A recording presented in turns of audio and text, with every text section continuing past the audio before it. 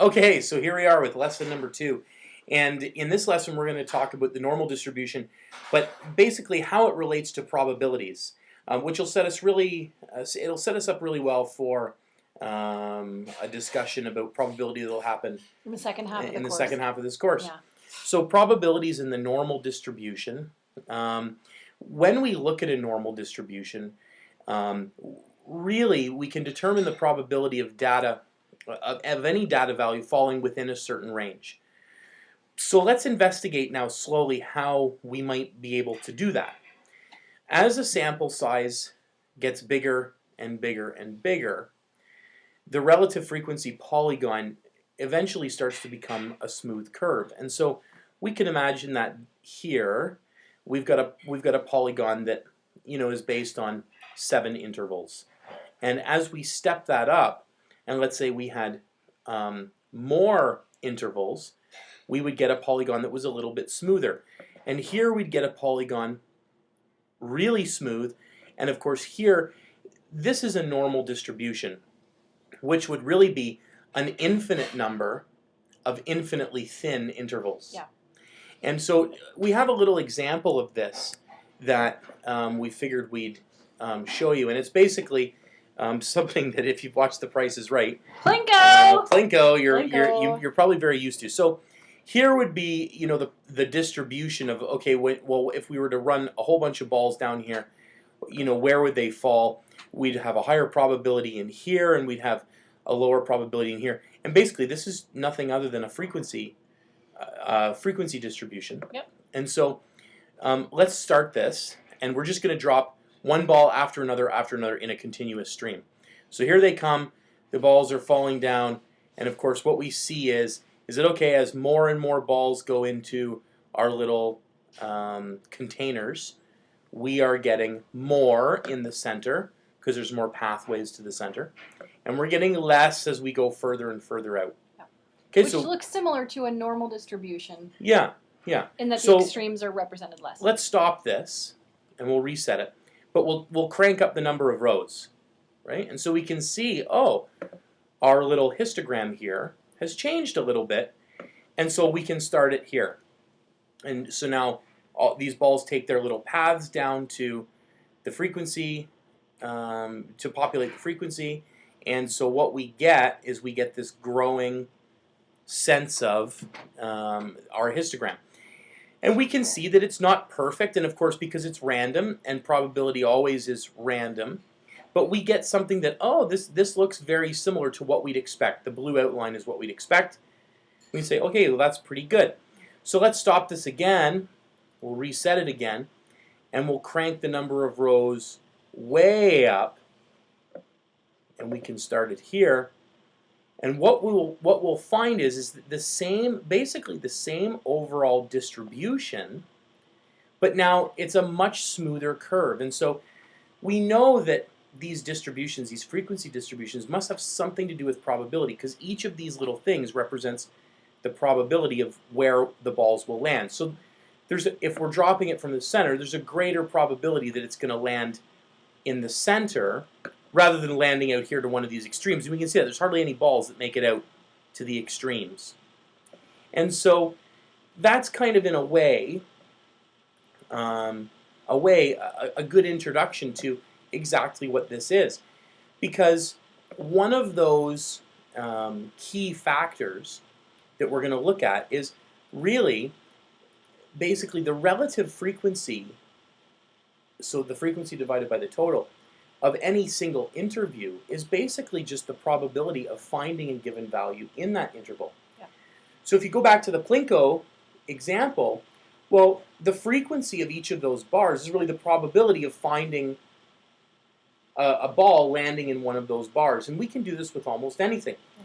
If you think about the height of the girls in our class, really there would be a higher probability of finding someone close to the mean, and there would be a much smaller probability of finding someone farther away from the mean, or a certain number of standard deviation.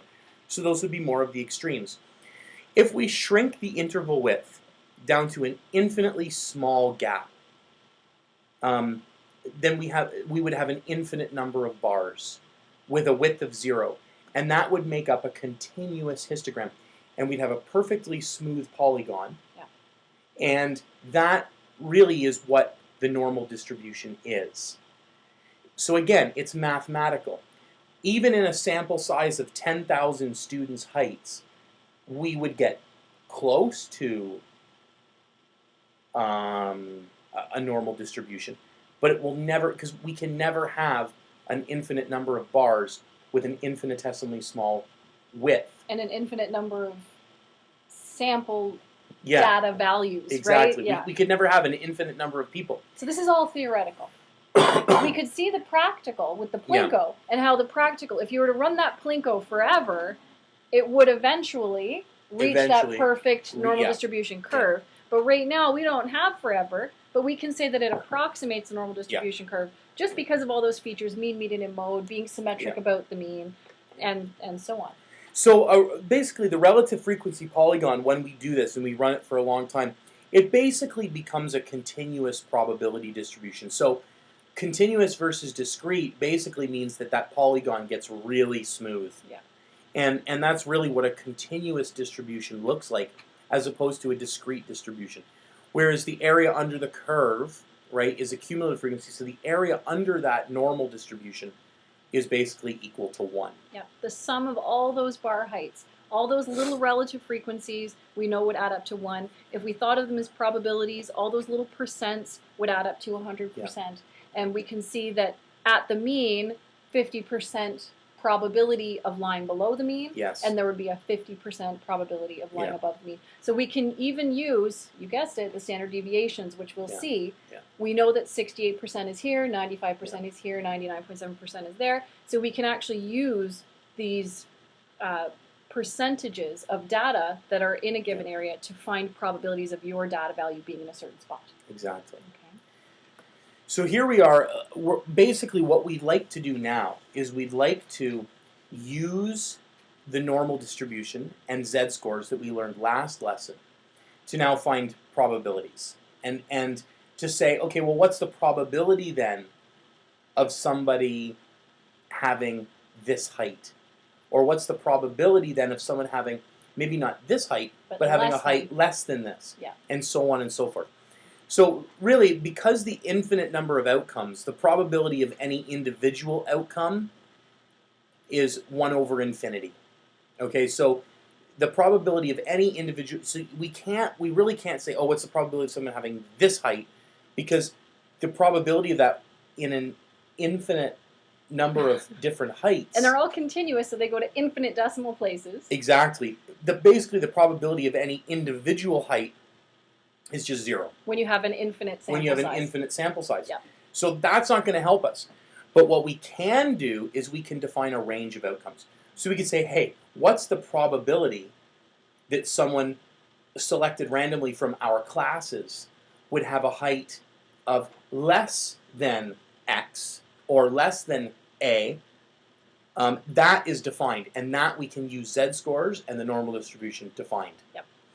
So the probability for a range of outcomes is simply the area between those values under the normal distribution curve, and those areas can be found using a z-score table. Yeah. So Ms. Hughes is going to take over and basically give us an example of finding probabilities less than a given value. Okay, so if we were to use the travel time survey results that we looked at in the last lesson, where our mean, or x bar, was 38.8 minutes and the standard deviation was 11.4 minutes, we can find out, let's say we want to know what's the probability that a commuter would spend less than 52 minutes traveling to work. So if you just sort of picture in your mind right now that curve that we normalized and then standardized, and 52 minutes, you sort of think, well, it lies above the mean. So if you were to wonder the probability of somebody spending 52 minutes or less, then it's definitely going to be a probability of greater than 50%, because at the mean, you know, below the mean is 50%, so anything above that. So you sort of picture in your mind what's happening there.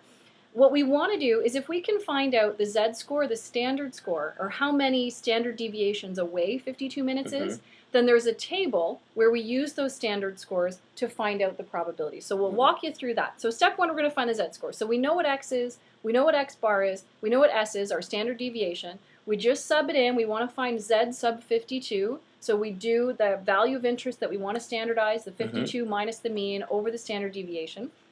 And we then get a we end up, z-score, yeah. Yep, of positive 1.16. So again, we could picture that in our minds because 52 minutes is above the mean. We know it should be a positive z-score, so it's 1.16 standard deviations above the mean is the position that 52 would lie in on the standard normal curve. So now we're going to take that 1.16. At the back of your booklet is a z-score table that converts z-scores into probabilities. And so we're going to actually look at one right now. Okay, and here it is. This is a z-score table, and this is at the back of your booklet. Yeah. So reference this. We've pulled out little pieces of the z-score table to show you how it works. But this is the page you want to turn to in your booklet right now, so that you can work with us and find these values as you go through. So we'll go back to the keynote, and we can show you exactly where we pulled these numbers. All right. So if we go to the next slide, now that we've found our z-score of 1.16. On your z-score table, you'll notice that there are gray shaded boxes. So there's a row of shaded boxes across the top, and then there's a column of shaded boxes along the left. And these are the z-scores. So the z-scores are represented by these shaded areas on your table. Note that the column represents the ones and the tenths. So it represents the z-score up to 1 decimal place. And then the row that goes along the top represents the z-score to the 2nd decimal place. So if we wanted to find what the probability is for a z-score of 1.16, then we go over to the 1.1. We're going to highlight that. And then we also slide over until we hit the value that corresponds with the 2nd decimal place. So if we want 1.16, the 1.1 part is along the left, and then that 2nd decimal place, that 0.06 that we'd add on to make 1.16 is along the top. So you find where they meet, just like in a map where you'd say like, oh, go to F8, you know, we're going to go 1.16. So then where they come together, where they intersect, is a probability, 0.8770. What this means is that 87.7% of the data lies below 1.16 standard deviations above the mean. That makes sense. So they lie below a z-score of 1.16, and we knew it would be more than 50% because it was above the mean. So let's see how this looks. So here it is. Here's our 1.16. We've marked it out. So this is your point of interest. And that 0.8770 is the shaded area under the curve to the left of your point of interest. Now this z-score table, it only works one way. Every single probability that you pull out of the center areas is a probability of finding a value to the left or less than. So it only goes one way, this table. Now we're going to manipulate these numbers because we don't always want to know the probability of a commuter being less than 52. What if we want the probability of a commuter being greater than 52? We'll look at that in a minute. But what we can conclude is that the probability of any variable, any data point that we could pull randomly being less than 52 minutes is 0.8770. So I want to point out that the z-score, the z sub 52 was 1.16. The z-score tells you how many standard deviations you are from the mean. Then that standard score can be applied to the z-score table to get a probability. So just have in your mind that a z-score is not a probability. It's a position. It's a position. And then you use the position to figure out what percentage of the area under this curve is shaded in to the left of that. This is one of the big reasons why we compute z-scores. You know, because if you think about having a normal distribution or a normally distributed, you know, it wouldn't make sense to have a chart of normal distributions for commute times or a chart of normal distributions for this. There's one normal distribution, and it deals with z-scores. So if we can take any single data set that we have with any kind of units, and in this case it's 52 minutes, or you know, the minutes of, and we can convert that into something standard, then we can still find probabilities. And these probabilities, as you'll see in the notation, this probability, because we computed it to a z-score, it relates back to our specific set of data, which is really important. So we can now conclude, and this is sort of making that concluding statement for any reader, this px less than 52 equals 0.8770. A layperson might not understand exactly what that means, but then you're going to convert it and translate it into a sentence that makes sense. So therefore, the probability that a commuter will spend less than 52 minutes is 87.70%. So note that because the z-score table goes to 2 decimal places, you're So meant will to we. round all of your z-scores to Yes. 2 decimal places, and then we'll keep all 4 decimal places in the probability part Yeah. of the table, but then if you want to convert it to a percent, then you keep those 2 out the back, those Yeah. 2 decimal places Yeah. out the back. Yeah. Okay, so here's an example that's a little bit different. So let's get away from doing the like commute time, Yeah.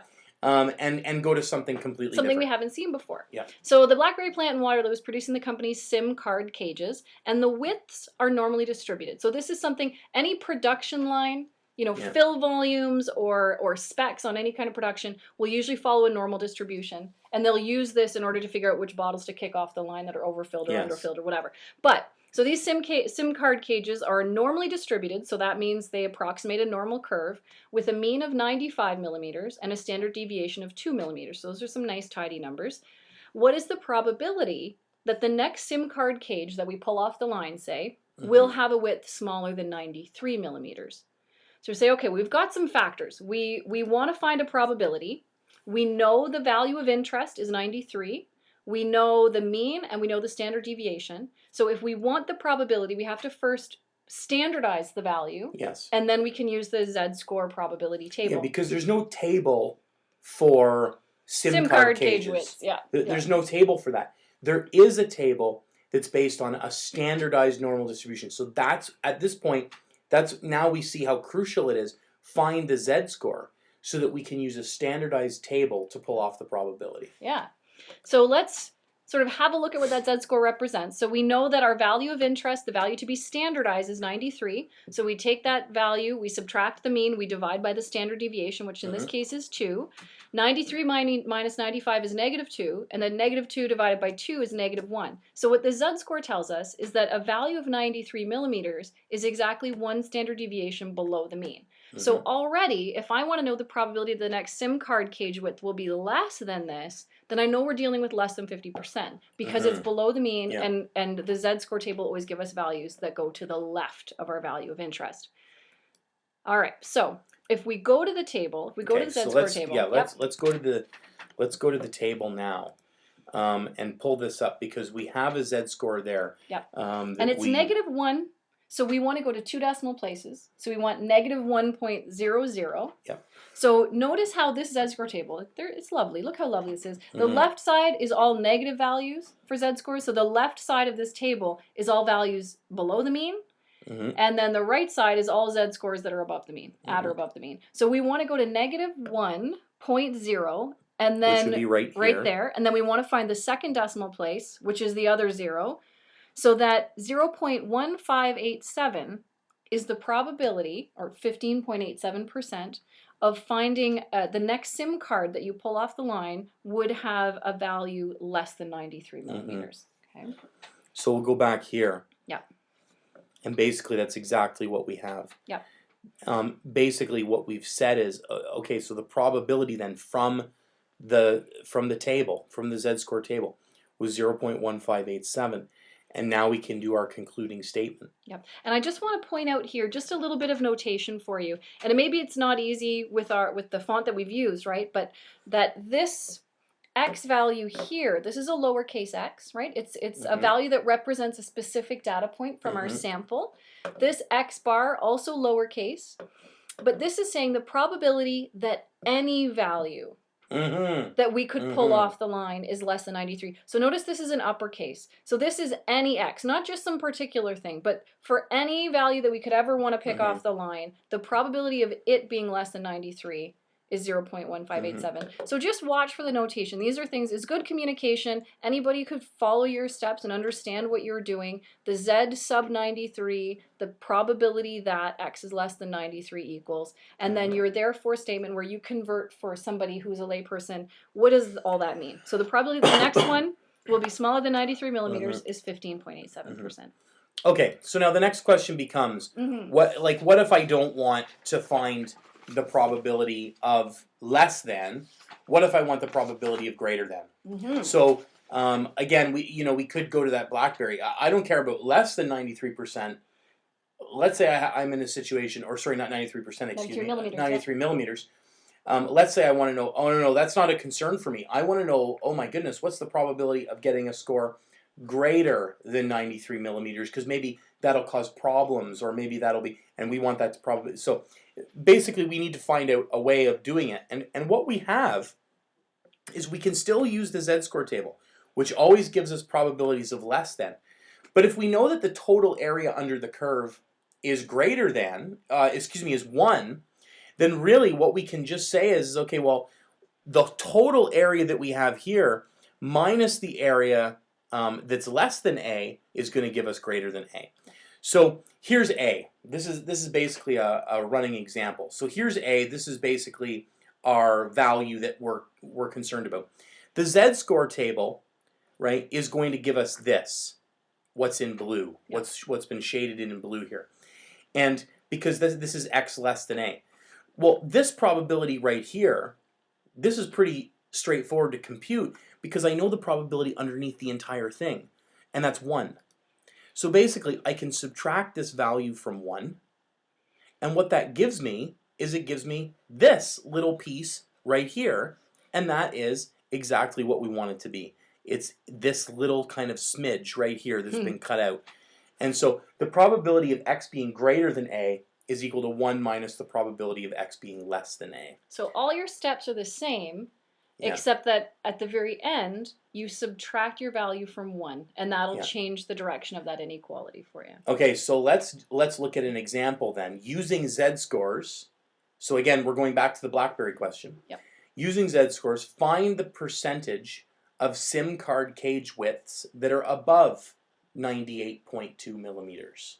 Okay, so again, what we're going to do is we're going to say, okay, well, we knew that x bar from before was 95 millimeters. We know that s is 2 millimeters, and now the value of interest is 98.2 millimeters. So what we're going to do here is a normal distribution, and you should get used to drawing these because very often these diagrams will help you say, okay, what's what here and what am I trying to find? Does my answer make sense? Exactly. Does my answer make sense? So here's our dashed line. This is our point of interest, and it's 98.2 millimeters. What we want to find out is this pink part, above 98.2 millimeters. What the z-score table is going to give us, it always gives us a probability of less than 98.2. So here we go. The z-score for this value, we can take 98.2 and subtract 95. We divide by the standard deviation of 2, and we get a z-score of 1.6. Mm-hmm. If we look in the table. Yep. Go to your tables now. Yeah, go to your tables now. Find 1.60, because we need to go to the second decimal place, and pull off what that probability would be. Yeah, so press pause, go and do that right now. We'll wait for you. Okay, and now that you're back, what we have is you've probably found that, oh, okay, it's the probability that's in the chart is 0.9452. So this is the probability that any that we're going to pull off are going to be less than 98.2 millimeters is 0.9452. Now, that's less than, and that wasn't what the cage, what the question asked. It wanted cages that are above 98.2. So what we can do is we now flip it around. So we've just found this probability here. We can find the pink shaded probability by saying 1 minus, and we get 0.0548. So although this right here might make sense to us, we of course want to write a concluding statement. The probability that a SIM card cage width will be greater than 98.2 millimeters is 5.48%. Okay, so not overly likely. No. And again, that's probably because it's well outside of 2 standard deviations of the mean. So here we go. On to part 3, which is the final step, and it gets a little bit trickier, but it's really not that much harder. No, it's just more steps. So we've learned that we can use the z-score table directly to find the probability of any of your variables that you pull being less than your value of interest or the value you standardize. We can also subtract from 1 to find the area above, so greater than your value of interest. But what if you're doing production and you need to stay within a certain range, a Yeah. low end and a high end. And so you want to know the probability of pulling a variable that's between two values. So the way that we would read this is we'd say the probability that A is less than X, which is less than B, or the probability of pulling one of your items and having it be greater than A but less than B. Yeah. Okay, so essentially it's just going to be 3 steps. So it does add another step in there from what we were doing last time. But what we typically do is I would put the dashed lines in for my values of interest. So there's value A. There's value A. There's and there's value B. And what we want is the area that's shaded in between them and below the curve down to the x-axis. So we want to shade that whole area in. But really, that's just a piece that's been cut out from a few other pieces. So what we need to do is we need to find what's going on with the cutouts. So if you do the probability of less than A, yeah, there's what you're going to get. There's one little piece. One little piece. So of course you're going to find the z-score for your A value. So you'll find z sub A. You'll use the standard normal distribution z-score table to find its probability, and that'll be step 1. So you find that using z-scores and using z-score table. Step 2 is now we're going to find the probability of X being less than B. So now everything to the left of your B value. So again, standardize B, get the z-score for B, z sub B, go to the z-score table, pull the probability. That's your step 2. Essentially what we want to do is we want to take that whole B area and punch out or subtract out that tiny little A area, and then what we're left with is just the area between those two values. So we've got the area within a given interval or within a range that isn't all the way to one end or all the way to the other. It's kind of part way. So all we need to do is say, okay, well then the probability that our variable that we could pull off the line is between A and B is just the probability that X is less than B minus that little hunk, that probability that X is less than A. So you're just going to subtract off this little bit down here. Yep. Okay. So let's do another example about this BlackBerry. This is our last example, I think, Mr. Jackson. So, and this is the third skill, right? Less than, greater than, and between for our probabilities. So again, SIM card cage widths. This time, if to be optimum, it has to be between 93.8 and 95.5. So I'm going to say that my A value, I like to make the A value the lowest value because then it always works for me. We know X bar because that's 95. We got that information a couple of examples ago. We know standard deviation is 2 again. And what we're trying to find is the probability that 93.8 is less than whatever we pull, which stays less than 95.5. That's the question mark there. And as I said, I'd make A be the 93.8 and B be the 95.5. So I want to find Z sub A first. Okay, so there's Z sub A. And then when we get that Z score, so once we standardize A, okay, we get negative 0.6. And again, we want to go to a second decimal place. We want to go to negative 0.60. When you take that value to your z-score table and you look at your shaded areas, you pull out a probability of 0.2743. So the probability of finding a value less than 93.8, or to the left of that, would be 0.2743. That's just the little hunk. Now we want to come over, we'll take our B value, we're going to do all the same thing, we're going to do Z sub B, we'll take the value of interest minus the mean over the standard deviation. Same thing, once we've standardized B, 0.25, so just a little bit above the mean. So it should be a little bit bigger than 50%. Then we find that probability that it's less than 95.5 is 0.5987. So if we take the larger probability, the B value, and subtract the smaller probability for the A value, then what we're left with is that shaded area that would be in between the A and the B. So it's basically this area right in here. Yeah. And you can shade that in if it helps you out, right? And that way you can reference that. So again, so we know the probability that 93.8 is less than X, or less than 95.5. We can convert this into a statement that anybody can understand. The probability that the next SIM card will have a cage width between 93.8 and 95.5 millimeters is 32.44%. All right. And there's probabilities and the normal distribution.